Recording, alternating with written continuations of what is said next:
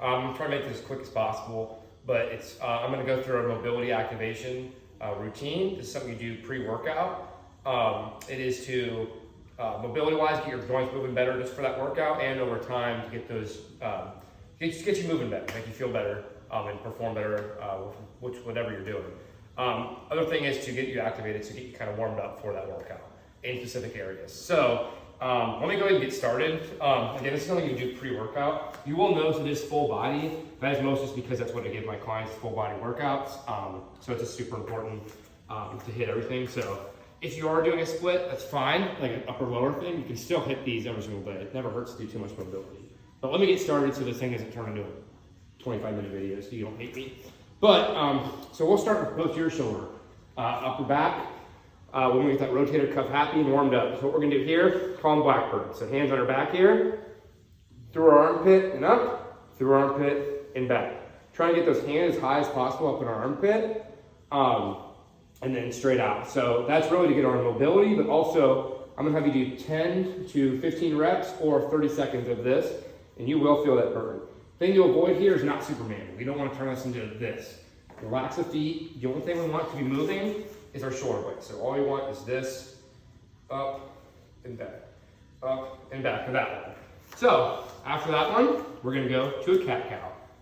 You might know cat-cow if you're doing Pilates, yoga, anything like that. Or if you worked out with me, you've probably done it every single time you came in here. With this one, I want to focus on that tailbone, either going back, or that's our cow, our low belly. Tuck our tailbone underneath, that goes to that high back cat. So for this one, just do 30 seconds to a minute. Take your time, do as few reps as possible because you want to get that full range of motion. After that, I want our T-spine, our upper back rotation. I want to get that one. So we all know our lower back rotates, right? But our upper back actually has some give to it. We just want to get as much out of that as possible to, again, make this perform better. So we'll go tabletop, slide our wrist back to our knees. That's going to lock in our lower back. Hand goes on the head. All we're going to do is look past the elbow, open up, looking up at the ceiling as far as possible, back down. This one I'm going to go 6 on each side of. Again, you should feel a little bit of a stretch in the middle of your upper back. That's good, that's what we want. If you're not feeling anything, or if you're opening up really far, it's more than likely you're using your lower back to rotate. Try to get that locked in as much as possible. Just get that upper back to move. That's going to make a big difference over time in your performance, just having that extra little bit of motion. So again, 6 on each side of that one. After that, we're going to move to the hip. So with the hip, you can do hip raises or a glute bridge, pushing the heels. Today we're going to do a figure 4 hip lift. So we're going to get our foot here, so we're pushing through our heel, so get up as far as possible, or you can still push the heel. Other leg is going to go across like this. Looks like a figure 4 if you can see it from behind me. With this one, squeezing that glute hard, coming up high, and back down. This one I would go 6 to 8 on each side of. Key with this one is don't worry about how high you're getting. You might not get as high as you would with both legs, but instead, hips need to stay even. So what we want to avoid is this, going to one side. Get those hips even, squeeze that glute, back down. Get 5 to 6 on each side of that one. From there, we're starting doing hip drops. So you can lay, start getting a few of these in, full range of motion here. Once you have a few of those done, then I would sit up. So I'll kind of move for you. Sit up on your hands, 90-90 hip drop. So with this, 90 degrees, my legs make 90 degrees. So it should be triple 90, honestly. With this one, you're gonna feel a little discomfort right here in your hip. Once I'm in this position, dig my heels in. I'm gonna flip both legs over while digging those heels. If I dug my heels, I should be in that same position on the other side. Nothing should have changed because my feet were locked in. So 90, 90, 90. Again, really make sure you dig those heels because it's all about the switch here. I don't really care, I don't want this to happen each time. Instead, it's that switch where you're internally rotating one hip, externally rotating the other hip. Again, feel some discomfort here. This one, 30 seconds to a minute, no rep count. It's easier that way. Get that knee, you probably notice one side's gonna be better than the other. That's completely fine. From there, we'll go a little bit of ankle mobility. I know I've done a full video on this, but we're just doing that kneeling. Don't let our heel lift off the ground. Driving that knee forward as far as possible. This one, we're gonna go probably 30 seconds, maybe 10 of these rocks on each side. Again, driving that knees forward as far as possible without lifting the heel. That's really important on a squat day because I know like I talked about, If you can only get this much movement out of these ankles, this angle that's stuck there, then your squat can only get so low because you can't drive your knees forward while still keeping your weight in your heels, which is the important thing with squat. So super neglected area when we're trying to get our squat depth better and just move better on the field, get more range of motion on our skate strides or running stride. After that, we would do some sort of crawl. So if you're a high schooler at Liberty or work out with me outside of there, you would know that we do some sort of crawling.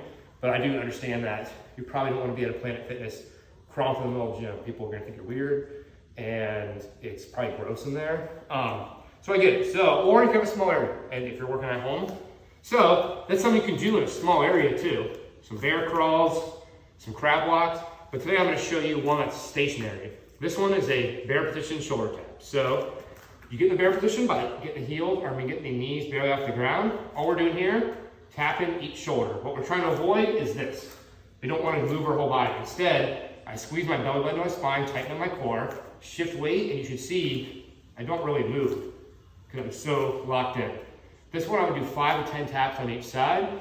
Again, quality over quantity here. So start off with a lower rep count there, get those good. Again, make them slow. I don't want to see this because then I'm kind of catching myself. Instead, slow, shift weight, fully shift weight. If you squeeze your core, you'll feel it. Like, dude, my core is killing me, quads are on fire, shoulders are killing me. There's 3 things right there, you're welcome. After that, last one I'll kind of show you here is a single leg RDL. I know I've done a video on this. Thanks Coach Josh. He's taught me we do them every single time at Liberty when we're about to hit the weight room. It's the last thing we hit. Every team does it every time they lift. So this one, soft knee, shoulder blades pull back, flat back, kicking the opposite leg up and back. Feel that stretch here and back. If you're just starting, it's okay to touch each time. Not only are we getting this hamstring activated, we're also working this ankle because it's going to be, you might get a little bit of shake there because it's trying to balance you out. So it's okay to touch. But if you're experienced, or you got good balance, you get that knee drive. 5 to 6 on each side of that one. Again, we're just trying to get fired up. From there, completely up to you on what you would do after that. If you have your own like dynamic warm-up after that, I would do that. If you're doing maybe like a running thing or a sprint thing, yes, do some sort of running warm-up. If you're going to do, let's just say, I keep using squats as an example, then you're probably going to do some warm-up sets. So you might not necessarily need to do a bunch of lunges, unless that's part of your routine for that. It's completely fine.